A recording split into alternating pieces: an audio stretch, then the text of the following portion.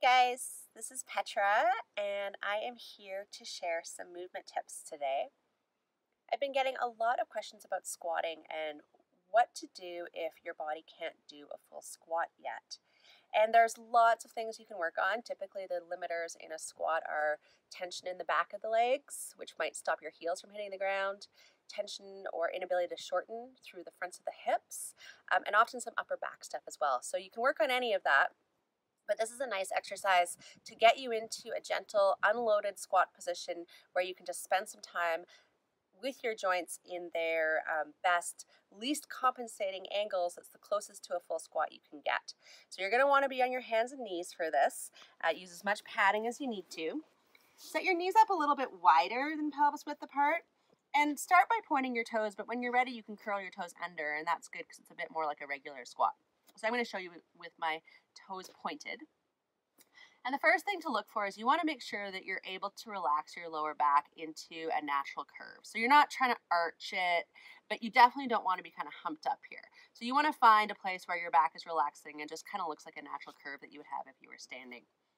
Then what you're going to try doing is traveling your butt backwards all the way. So it's almost like you're going in a child's pose. At a certain point, your back's going to curve, and that's what I would call pelvis tucking. So there's this point where your back is neutral, and there's this point right about here. Can you see how my back is really starting to curve? And you're just going to try to find the point right before your back starts to round into that C shape. So for me, that's right about here. You can put your hand on your back to find it. You could travel back and forth in front of a mirror. It can be subtle and hard to see, so it takes practice. Your job is to just do your best. So the more you try finding it, the more you're going to get better at finding it. If it's not perfect the first time, that doesn't matter. You're going to be doing exactly what you should be to be getting better at it. And if your squat prep doesn't look like my squat prep, that's normal too. So whatever it looks like for you is perfect. But you're just trying to identify that point where your back goes from this nice relaxed place to the place where it starts to tuck under. And when you've traveled backwards, and I'll give you a tip, I find it's helpful to think about traveling backwards, but also folding forwards a little bit, like you're kind of bowing down towards the ground a little bit. Find your best point, which is your edge of your squat. Then take your elbows to the ground, and you can just hang out here. And so what you're doing here is you're getting your joints in these squatting positions, which may be a little bit deeper than they normally get for your hips and your knees, but you're not putting your body weight on them. So it's a nice way to introduce your joints to this position without stressing them. And the more time you spend here, the more they're going to adapt to the position. You can even start kind of pressing backwards a little bit and asking for a little bit more out of the position as you practice this over time. So this is definitely one that you could do daily. It feels pretty nice. You don't have to stay still. You can kind of like slide your hips side to side here. You can experiment with different widths for your knees.